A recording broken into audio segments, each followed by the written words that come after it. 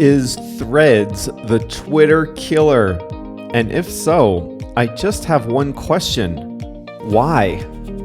Hi there, everyone. I'm Jeff, and this is Plain English, where we help you upgrade your English with current events and trending topics. This is lesson number 594. So if you're looking for the transcript, just go to plainenglish.com/594 and you'll see it there. That's thanks to JR, the producer. Every Plain English lesson has 5 parts. Did you know that? 5 parts? 2 of those parts are in the audio. We have a main story and we talk about an English expression. The story today is Threads, the new app from Meta, the maker of Instagram and Facebook. And the expression I'll teach you today is to get off to a good start. Now, I told you there are 5 parts. There's a step-by-step video lesson, and that lesson will show you how to explain the biggest reason for something, even if there might be more than one reason. This is a complicated topic, not for beginners. It's a way to express a complex idea, and we show you exactly how to do it in today's video at plainenglish.com/594. We have a section on informal speech too.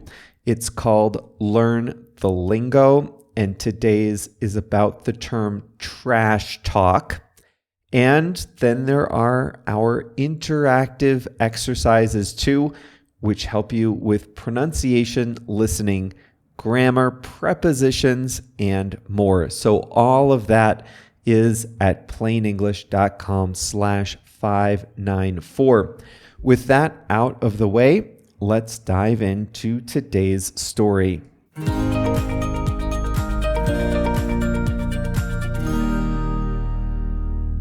Elon Musk is an accomplished man.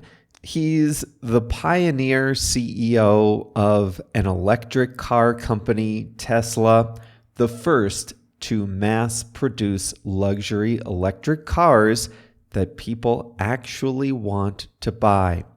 He co-founded PayPal. He's an investor and entrepreneur in many different industries. He made himself the richest man in the world, and now he has done something that might surpass even his greatest accomplishments to date. He made Meta cool again. Meta is the company formerly known as Facebook. Meta owns Facebook, Instagram, WhatsApp, and Oculus, which makes virtual reality headsets. Meta has struggled in recent years. Growth on its main platform, Facebook, has slowed, if only because so many people in the world already have it. Instagram has come under fire for promoting harmful content and negatively affecting its users' mental health. Mark Zuckerberg, the founder, placed a huge bet on the metaverse and changed the company's name to Meta. But the clunky headsets and lonely virtual worlds of the metaverse have not caught on with consumers. Most people can't even tell you what the metaverse is, much less where you can find it. Meta's stock price had fallen 75% from its peak. The stock price has recovered, but Meta still needed a win, and it got one this month with Threads. In technology, you often say you can build it or buy it. Mark Zuckerberg built Facebook. It was a new idea that started from scratch. But it bought WhatsApp. Someone else had built WhatsApp. Facebook bought it and improved it.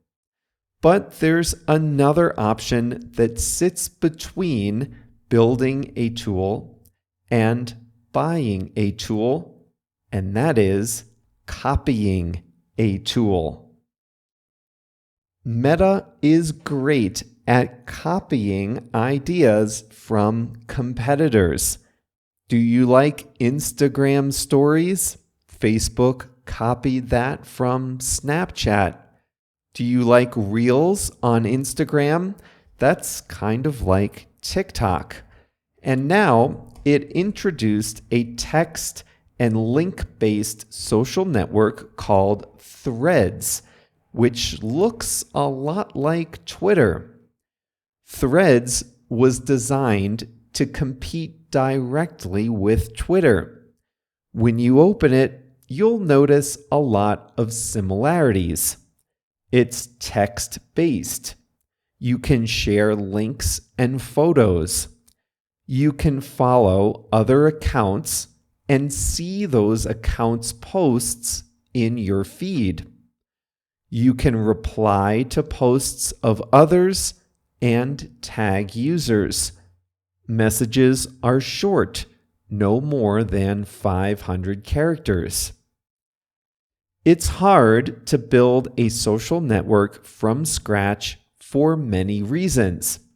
First, you need a good idea, but you also need users to sign up, and you need users to come back and keep using it. Meta learned in the early days of Facebook that people will come back to a platform if they're connected to other people, if they have a reason to come back, and if it doesn't feel lonely.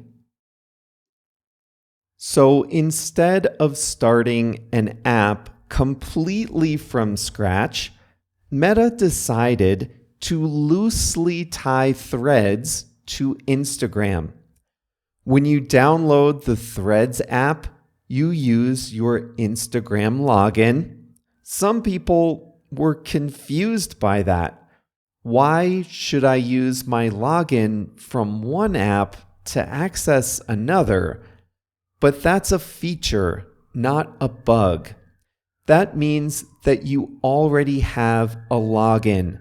You already have a username, and you can easily be connected to the accounts you already follow and which follow you on Instagram. Threads got over 150 million downloads in its first 2 weeks. Meta believes it can reach 1 billion users on Threads. That sounds ambitious, but there are over 2.3 billion active monthly users on Instagram, so it would only need to capture a fraction of Instagram's popularity to reach its goal.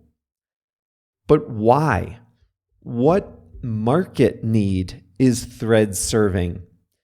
Primarily, it's an alternative to Twitter, which seems to be self-destructing before our very eyes.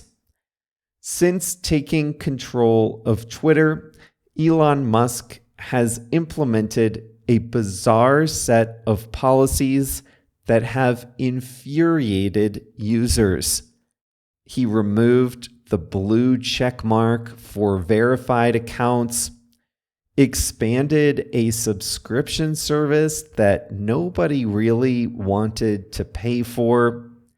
He reduced benefits of free accounts, scared off advertisers, and most recently limited the number of tweets a user could view.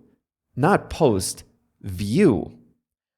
Add to that Musk's polarizing style and controversial public statements, and a lot of people were ready for a change, and Meta was there to pounce. But that still doesn't answer the question of why. Why would Meta do this? Twitter is not very profitable. Twitter has never been able to monetize its users like other social networks have. It's not like there's a big pile of money in this type of platform. Even if Meta grabs a lot of user attention with a text-based app, even if Meta crushes Twitter and everyone moves to Threads, that still doesn't mean Meta will make any money off this project. Will Meta have the secret to monetizing a Twitter clone? Will Meta do a better job at monetizing a text-based app than Twitter did after its 17 years of trying? Maybe, but that remains to be seen. From the perspective of user adoption, though, Threads got off to a great start.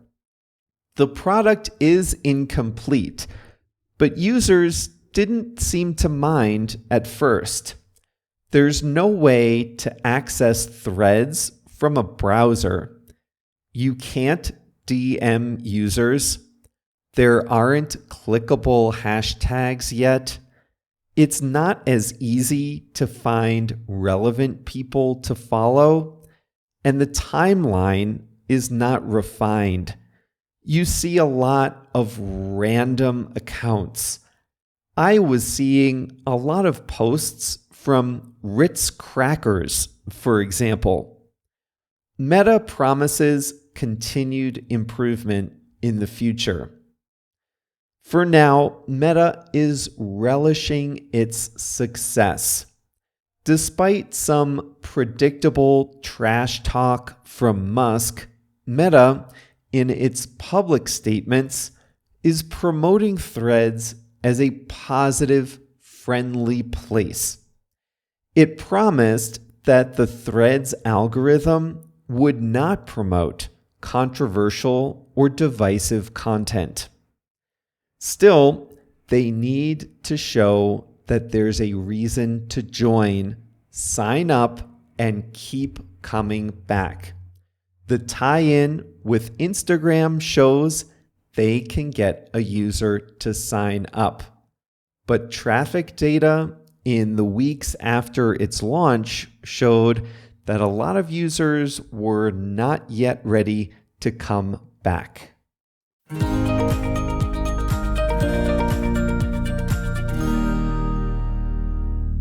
There's probably a grace period of a few weeks or a month or two, but Threads is going to have to incorporate hashtags, DMs, and other features that users expect.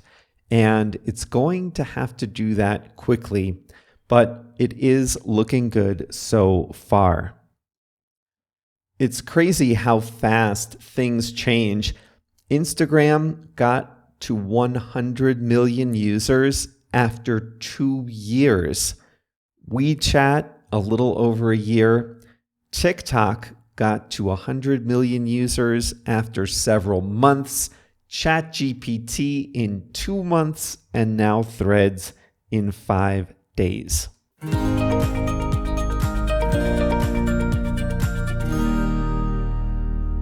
Speaking of social media, speaking of Twitter, here's a quote from the 1700s.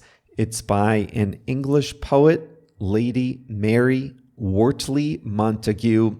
She said, "Civility costs nothing and buys everything." So we'll see about Threads, They promise not to promote divisive content. Is this a bit of a mea culpa? Does the market want this? Sometimes we say stuff like, civility costs nothing and buys everything, but our behavior values the controversy, the trash talk. We'll see. And that's today's quote, dating back a few hundred years, but still relevant, from Mary Wortley Montague. Civility costs nothing and buys everything. Now, I'll show you what it means to get off to a good or great or bad start.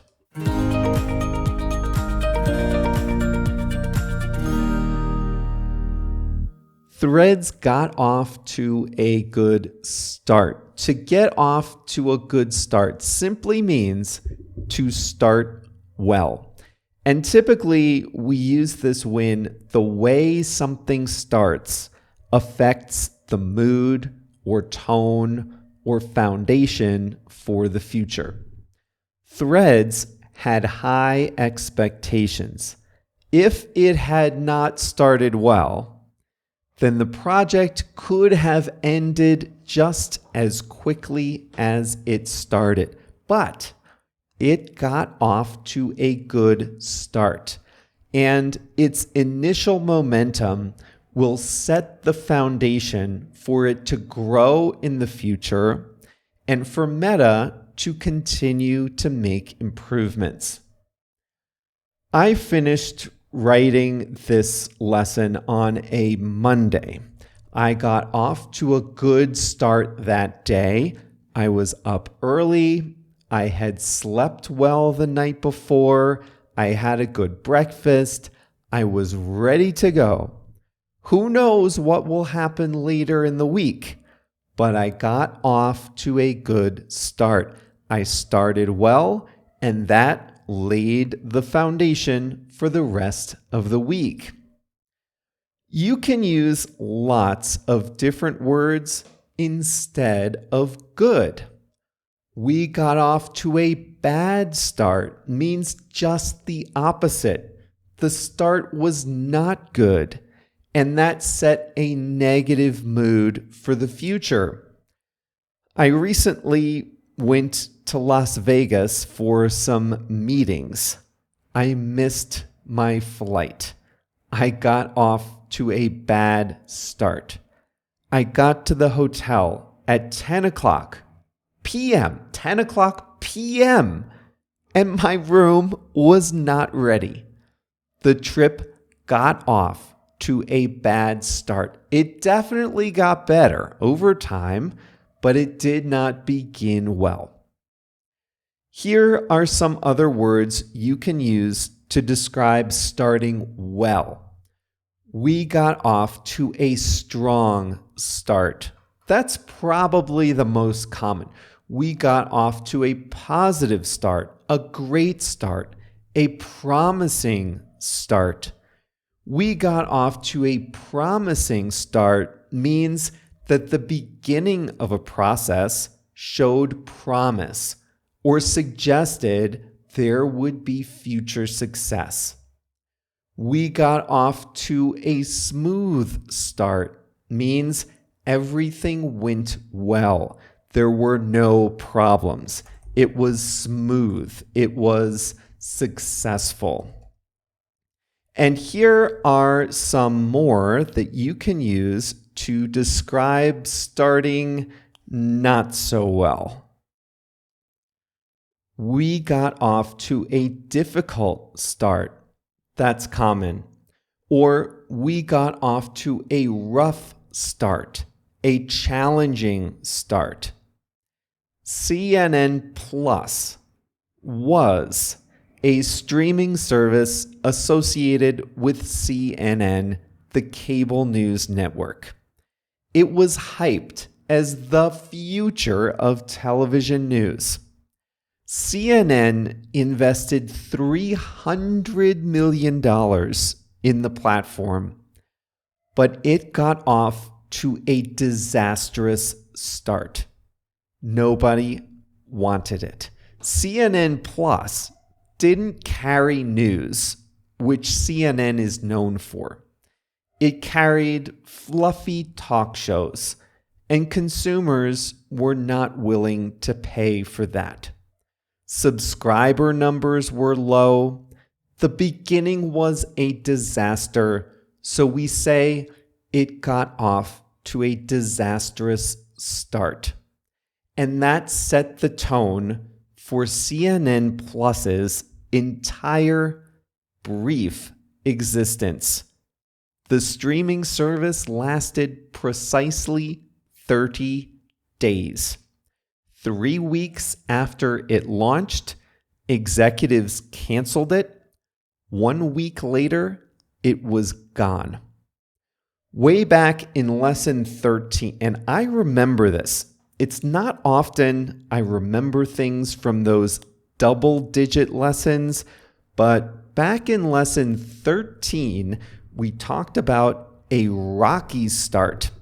And that is another variation on the theme. If you get off to a rocky start, that means your start was not terrible, but not smooth either. There were some problems. I got off to a rocky start with my landlord here in Mexico. Yes, me. When I got here to Mexico, I didn't have a bank account and I had to pay a deposit of 3 months of rent. Don't ask. Anyway, there's a limit on how much money you can take out of an ATM every day. I didn't know that, or I guess I knew it, but I didn't think I would hit the limit. Well, I did, and I had to give my deposit, and I couldn't get enough money in cash to pay the deposit. And since I didn't have a local bank account yet, I couldn't transfer the money like a normal person. So we had to delay the official signing of the lease until I could wait 24 hours to get enough cash from the ATM to pay my deposit. We got off to a rocky start. It wasn't terrible, but it wasn't smooth. To my landlord's credit, he was patient with my situation and everything is going just fine now. We got off to a rocky start, but everything is better now. All right, so we'll do a few threads. Check it out. Plain English Pod on Threads. I'll link to it in the transcript. If you follow us on Instagram, you can find us on Threads, Plain English Pod on both platforms. We'll be back here on Thursday with a new lesson. See you then.